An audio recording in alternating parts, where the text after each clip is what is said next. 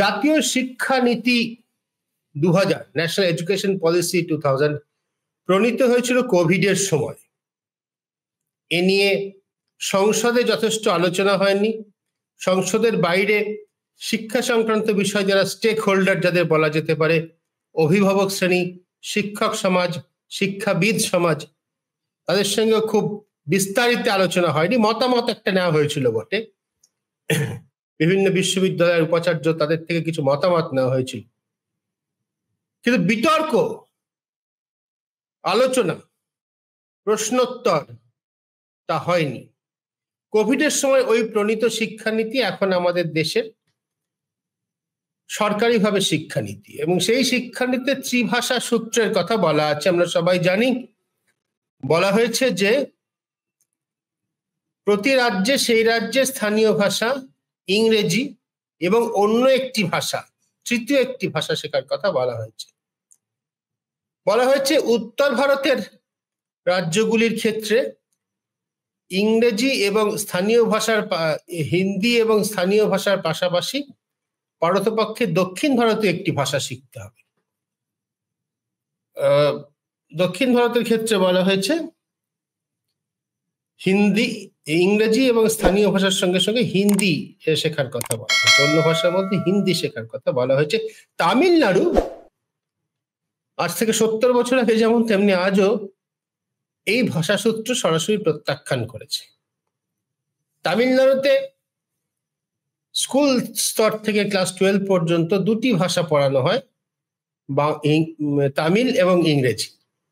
যেরকম পশ্চিমবঙ্গের সরকারি শিক্ষা ব্যবস্থায় এখন দুটি ভাষাই পড়ানো হয়, বাংলা এবং ইংরেজি। বাংলা মানে আমি বলতে চাইছি মাতৃভাষা বা প্রধান ভাষা, প্রথম ভাষা। দ্বিতীয় ভাষা হিসেবে ইংরেজি পড়তে হয়। প্রথম ভাষা, প্রধান ভাষাটি কিন্তু কারো বাংলা নাও হতে পারে, তার হিন্দি, উর্দু, নেপালিও হতে পারে। এই জাতীয় শিক্ষানীতিতে যে ত্রিভাষা সূত্রের কথা বলা হয়েছে তা প্রত্যাখ্যান করার শাস্তি হিসেবে এসএসকে প্রকল্পে যে সর্বশিক্ষা অভিযান, যেটা সর্বশিক্ষা কেন্দ্র, এখন নাম হয়েছে সামগ্রিক শিক্ষা কেন্দ্র, এই প্রকল্প বাবদে তামিলনাড়ু 2000 কোটি টাকা কেন্দ্রীয় সরকার আটকে দিয়েছে এবং বলছে যে ত্রিভাষা সূত্র গ্রহণ না করলে, বাধ্যতামূলকভাবে হিন্দি না পড়ালে এই টাকা দেওয়া হবে না। ভাষা নিয়ে তামিল ভাষীদের যে আত্মাভিমান, যে গর্ববোধ, তার সঙ্গে আমাদের কিছু পরিচয় আছে। স্বাধীনতার পরে প্রথম যখন হিন্দিকে সর্বভারতীয় ক্ষেত্রে জাতীয় ভাষা হিসেবে ঘোষণার দাবি উঠেছিল, তখন সেই প্রতিরোধে আঁচ কিছু তখনকার নেতারা পেয়েছিলেন। তামিল শুধু বিশ্বের অন্যতম প্রাচীন একটি ভাষা নয়, বিশ্বের প্রাচীনতম ভাষাগুলির মধ্যে তামিলই একমাত্র ভাষা যেখানে, যে ভাষাতে এখনো এত মানুষ কথা বলেন, এত মানুষ ভাষাটিকে ব্যবহার করেন। বাংলার থেকে অনেক প্রাচীন ভাষা। ভাষা নিয়ে তামিল ভাষীদের যে আত্মাভিমান, তার সঙ্গে ইউরোপে ফরাসিদের তাদের ভাষা নিয়ে আত্মাভিমানের সঙ্গে তুলনা করা হয়, যথার্থভাবেই করা হয়। যদিও অন্য দক্ষিণ ভারতীয় ভাষাগুলি, তেলেগু, কানাড়া, মালায়ালাম, বাংলা, দক্ষিণ ভারতের বাইরে হলে বাংলা, এই সমস্ত ভাষাভাষী মানুষদেরও ভাষা নিয়ে আত্মাভিমান, গর্ব কম নয়। এন.কে স্টালিন, তামিলনাড়ুর মুখ্যমন্ত্রী, তিনি অভিযোগ করেছিলেন এই অ্যাপটি ব্যবহার করতে গেলে, এলআইসি, লাইফ ইন্স্যুরেন্স কর্পোরেশন অ্যাপটি ব্যবহার করতে গেলে একরকমের কিছুটা হিন্দি জানা বাধ্যতামূলক। এমনিতেই এই প্রকল্পের যে নাম, এলআইসির বিভিন্ন প্রকল্পের যে নাম, সেগুলো অধিকাংশই হিন্দি নাম। সংস্কৃত থেকে নেওয়া নাম অনেকগুলোই আছে যেগুলো তামিল ভাষীদের কাছে গ্রহণযোগ্য, কিন্তু কিছু নাম আছে যেগুলো হিন্দি নাম। বহু সর্বভারতীয় প্রকল্প রয়েছে যেগুলোর নাম আসলে হিন্দি নাম। সেগুলো গ্রহণ করতে বাধ্য করা, তার বিরুদ্ধেই তামিলনাড়ুর প্রতিবাদ। তামিলনাড়ু একটু সোচ্চারে প্রথম প্রতিবাদ জানায়, কিন্তু এই বিচারে কেরালা, এবং কেরালাতে রয়েছে কংগ্রেসের সরকার, কেরালাতে রয়েছে বামপন্থী সরকার, কর্ণাটকে রয়েছে কংগ্রেসের সরকার,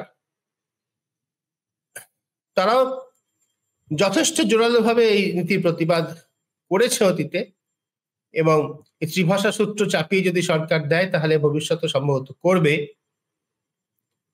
তেলুগুভাষী যে দুটি রাজ্য রয়েছে, তেলেঙ্গানা এবং অন্ধ্রপ্রদেশ, তাদের ক্ষেত্রে একই কথা প্রযোজ্য, যদিও হয়তো সরকারের সহযোগী দলের শাসন বলে তারা রাজনৈতিকভাবে প্রতিবাদ তত উচ্চকণ্ঠে নিয়ে যাবে না। এই ত্রিভাষা সূত্র, দ্বিভাষা সূত্র এ নিয়ে বহু বিতর্ক হয়েছে, বহু আলোচনা হয়েছে, বহু পণ্ডিতরা নিয়ে আলোচনা করেছেন। আমি সামান্য একটা বাংলা ভাষা সম্পর্কে বুদ্ধদেব বসুর একটা লেখা থেকে আপনাদের কিছুটা বলতে চাই।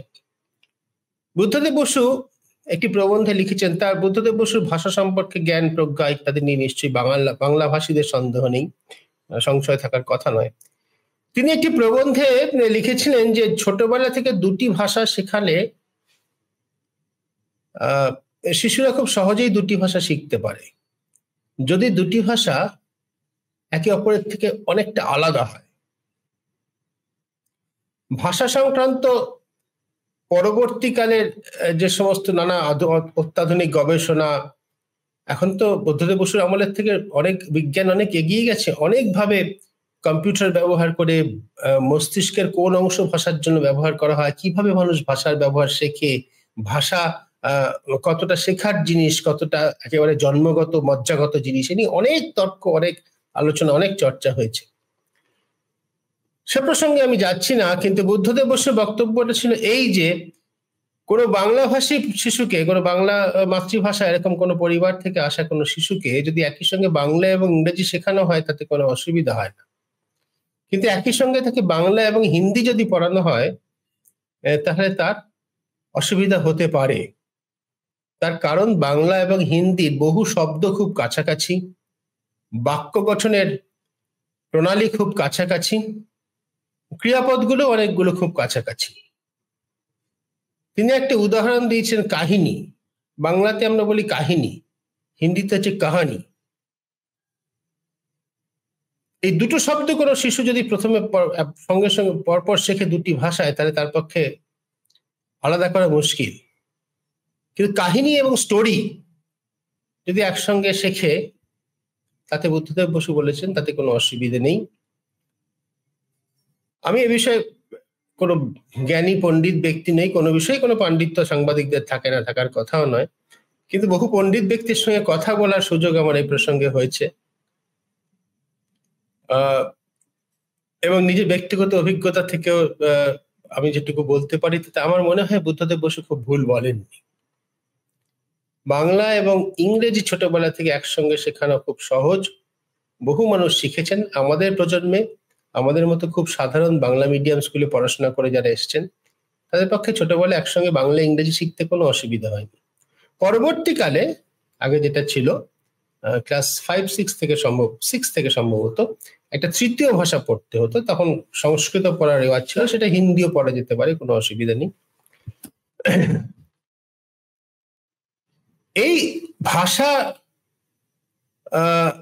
কি পড়ানো হবে, কোন স্তর থেকে পড়ানো হবে, এটা শুধু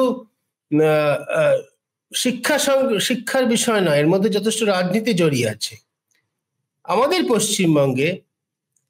পশ্চিমবঙ্গে ইংরেজি ভাষাকে যখন বামফ্রন্ট সরকার ক্ষমতায় এসে ইংরেজি ভাষা শিক্ষা তুলে দিল প্রাথমিক স্তর থেকে, পরবর্তীকালে বামফ্রন্ট সরকারই আমলে তারা সেটা আবার ফিরিয়ে এসেছিল। যিনি যার আমলে ফিরে এসেছিল সেই মুখ্যমন্ত্রী বুদ্ধদেব ভট্টাচার্য বলেছিলেন ইংরেজি তুলে দেওয়াটা বিরাট ব্লান্ডার হয়েছিল। কিন্তু ততদিনে প্রায় 2 দশক, তার থেকে সামান্য 2 দশক, 2 দশক ততদিনে ইংরেজি না পড়া একটা প্রজন্ম তৈরি হয়ে গিয়েছে। যারা ওই সময় স্কুলে পড়াশোনা করে বড় হয়েছেন তারা জানেন যে ইংরেজিটা কম জানার জন্য তারা কি অসুবিধা ভোগ করেছেন বা এখনো করে চলেছেন কর্মক্ষেত্রে। সর্বভারতীয় ক্ষেত্রের কথা ধরলে, সর্বভারতীয় চাকরির কথা ধরলে, সর্বভারতীয় কর্মক্ষেত্রের কথা ধরলে হিন্দি পড়া উপযোগিতা নিশ্চয়ই রয়েছে।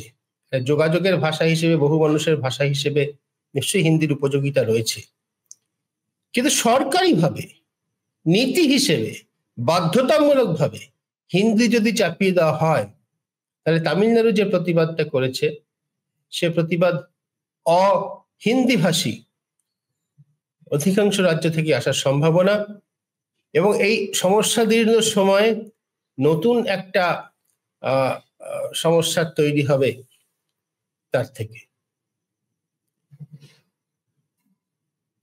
ভাষা শিক্ষার ক্ষেত্রে কেন্দ্রীয় নীতি গ্রহণ না করার জন্য যদি শিক্ষা খাতে টাকা বরাদ্দ বন্ধ হয়ে যায়, তাহলে সেটা আমাদের দেশে যে ফেডারেল ব্যবস্থা, আমাদের দেশের সমস্ত রাজ্যকে নিয়ে একটা সংযুক্ত ইউনিয়ন অফ স্টেটস বলে আমরা যেভাবে আমাদের বর্ণনা করেছি আমাদের কনস্টিটিউশনে, সেই ফেডারেল ব্যবস্থা ব্যাহত হবে বলে আমি মনে করি। আমরা মনে করি ফোর্থ পিলার উইথ দ্য পিপলে এবং ভাষার এই আগ্রাসন আমরা সমর্থন করি না।